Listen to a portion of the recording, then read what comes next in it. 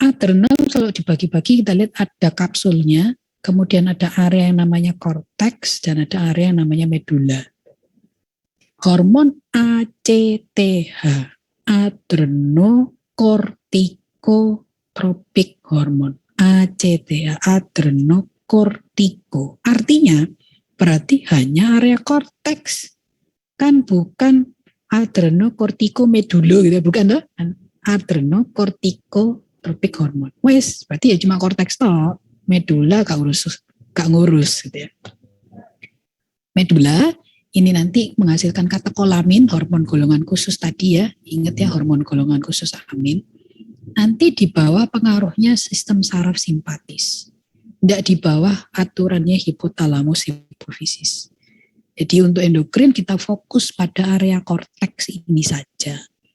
Nah, area korteks saja hormonnya sudah ada 3 gitu ya. Yang area zona glomerulosa dia menghasilkan mineralokortikoid aldosteron, yang area fascicularis reticularis menghasilkan glukokortikoid dan androgen testosteron. Kenapa kok zona-zona ini bisa menghasilkan hormon yang berbeda-beda? Karena mereka memiliki enzim yang spesifik. Kalau saya analogikan itu begini. Korteks ini kayak pabrik mebel. Pabrik mebel. Dibagi zona-zona. Ini zona bikin lemari, ini zona bikin meja kursi. Cuma yang di sini meja, yang di sini kursi, tapi sebetulnya sama-sama bisa. Di zona ini ada pekerja-pekerja. Para pekerja di sini spesifik cuma bisa bikin lemari. Yang di sini pekerjanya bisa bikin meja kursi, tapi keahliannya meja. Ini juga begitu, pekerjanya bisa bikin meja kursi, tapi keahliannya kursi. Bahan bakunya masuk kolesterol, kayu. Diterima pekerja di sini, dia cuma bisa bikin lemari, keluarnya aldosteron. Kayu tadi, kolesterolnya masuk ke zona ini, di sini pekerjanya bisa bikin meja kursi. Makanya kadang-kadang bisa ngeluarin glukokortikoid, kadang-kadang bisa ngeluarin seks hormon, tapi dominasinya glukokortikoid, soalnya keahliannya bikin meja, keahliannya bikin glukokortikoid. Yang sini juga demikian. Bisa bikin meja kursi, tapi keahliannya kursi, makanya dia banyak menghasilkan kursi atau seks hormon. Analoginya seperti itu. Jadi setiap zona ini memiliki enzim yang berbeda-beda, pekerja yang berbeda-beda. Bahan bakunya sama, masuk kolesterol, keluarnya beda-beda. Karena keahlian dari enzim atau pekerjanya sendiri-sendiri. Kita bahas satu persatu, kita lihat dulu mineralokortikoid aldosteron. Kita lihat yang glukokortikoid dulu deh. Glukokortikoid. Glukokortikoid, glukosa, kira-kira ada hubungannya sama glukosa. Dan memang betul, ternyata glukokortikoid itu efek utamanya adalah meningkatkan kadar gula darah. Meningkatkan kadar gula darah. Jadi efeknya secara metabolik, kalau Anda lihat di tabel ini kan semuanya metabolik nih.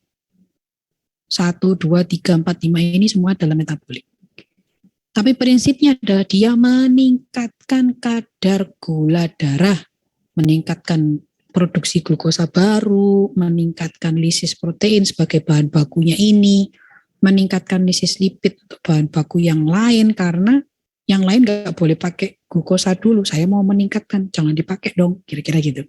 Ya, dia menurunkan penggunaan glukosa oleh jaringan lain, suruh pakai lemak aja dulu. Dan insulinnya jadi tidak sensitif. Jadi ini efek metabolik. Ini tujuannya adalah meningkatkan kadar glukosa darah. Artinya adalah untuk apa? Ternyata gula darahnya itu, glukosanya itu sebetulnya untuk menghadapi stres. Makanya glukokortikoid spesifiknya adalah hormon kortisol, itu sering disebut sebagai hormon anti stres atau hormon stres. Karena hormon ini dikeluarkan, stimulus utamanya adalah stres. Kalau ada stres, hipotalamus mengeluarkan tadi CRH, kemudian yang bagian anterior merespon dengan mengeluarkan ACTH, kemudian korteks adrenal merespon dengan mengeluarkan kortisol. Jadi kayak rangkaian surat perintah ya, hubungan antara hipotalamus, hipofisis, dan target organnya dalam hal ini adalah korteks adrenal. Keluar kortisolnya. Kortisolnya di sini harapannya nanti bisa meningkatkan kadar glukosa darah, dan kadar glukosa darah yang tinggi ini jadi sumber energi untuk menghadapi stres. Dalam menghadapi stres, respons tubuh kita itu fight or flight. Ada respons yang lain, tapi ini secara psikologis ya. Kita bicara secara fisiologis saja. Secara fisiologis itu fight or flight. Anda ketemu anjing galak, Anda mau tawuran sama anjingnya, atau Anda mau kabur dari anjingnya, fight or flight, dua-duanya butuh energi. Itu yang disediakan oleh kortisol. Jadi kalau ada stres, hipotalamus merespon, ACTH dikeluarkan dari bagian anterior hipofisis tadi, kelenjar adrenal merespon dengan mengeluarkan kortisol. Kortisol ini nanti meningkatkan kadar glukosa darah digunakan untuk menghadapi stres. Jadi tujuannya itu adalah menyediakan bahan baku. Di saat yang sama kalau kita lihat kok adrenalin, noradrenalin juga dikeluarkan nih sama bagian medulanya adrenal. Ini kan efek simpatis saraf tadi. Regulatornya kan nggak hanya hormon ya, tapi juga ada regulator dari saraf. Kalau tubuh itu lagi stres, fight or flight-nya jalan, sistem simpatis akan aktif. Sistem simpatis tadi menyebabkan adrenalin dikeluarkan. Adrenalin ini tugasnya nanti meningkatkan kardiovaskular, meningkatkan aktivitas jantung dan pembuluh darah dan respirasi. Kalau saya analogikan, ini kayak mobil, mau balapan. Anda penuhi bensinnya, pakai bahan baku, itu tugasnya kortisol. Anda panaskan dulu mesinnya, itu tugasnya simpatis. Jadi siap, mesinnya udah siap, udah awake, udah alert, udah siap tuh untuk segera balapan. Bahan bakunya juga udah siap, jadi kasih bensinnya full tank. Jadi ini adalah respons tubuh ya, terkait dengan stress response. Jadi pada prinsipnya secara fisiologis kita punya stress response, kita disiapkan untuk menghadapi stres apapun bentuknya. Stres itu nggak cuma ujian ya. Stres itu bisa sakit, stres itu bisa olahraga berat, stres itu bisa mungkin secara emosional Anda tukaran sama orang lain misalnya ya. Jadi semua yang dipersepsi tubuh sebagai suatu kondisi stressful, stress response ini akan terjadi. Itu secara fisiologis tapi ya. Nanti kalau misalnya masalah coping mekanisme dan sebagainya itu urusannya ilmu kedokteran jiwa nanti ya, atau psikologi. Glukokortikoid juga punya efek lain terkait dengan inflamasi ya. Ternyata dia bisa menyebabkan antiinflamasi, bisa mensupresi imun ya. Berarti ada hubungannya dengan sistem imun. Ini kalau teman-teman farmasi itu dimanfaatkan dengan membuat sediaan obat namanya kortikosteroid atau yang dikenal sebagai steroid. Ini yang sering disalahgunakan. Biasanya disalahgunakan teman-teman yang olahraga bagian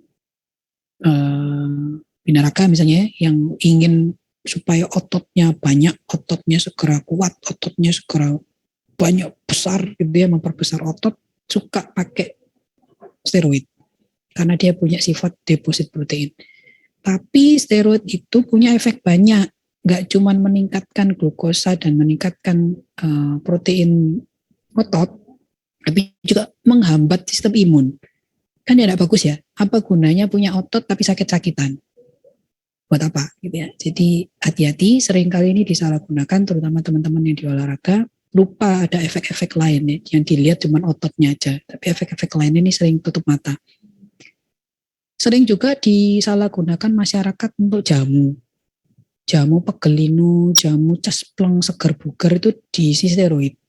Steroid tadi kan menyediakan bahan baku tuh, membuat Anda awake, membuat Anda alert. Kalau dikonsumsi memang bikin seger, rasanya badan itu enak dan seger. Tapi sekali lagi ada konsekuensinya, kalau diminum terus-menerus secara kronik ya lama-lama juga menimbulkan efek terhadap imunnya. Glukosa bolak-balik naik kan ya, diabetes jatuhnya. Ya. Jadi hati-hati, seringkali disalahgunakan ya. Jamu itu kan harusnya tidak boleh mengandung bahan obat. Itu tadi adalah glukokortikoid. Hormon lain yang dihasilkan adalah namanya mineralokortikoid. Mineral, kira-kira ada hubungannya sama mineral elektrolit nih. Dan memang betul gitu ya.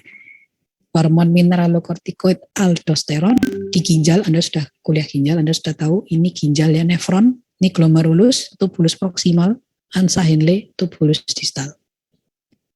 Waktu kuliah ginjal, pembentukan urin, Anda sudah belajar ya, darah kita tuh disaring di sini, glomerulus. Darah disaring masuk kan, saringannya gede. Di tubulus proksimal pasti langsung direabsorpsi, diambil lagi. 60% lebih ada di sini. Ini strukturnya memungkinkan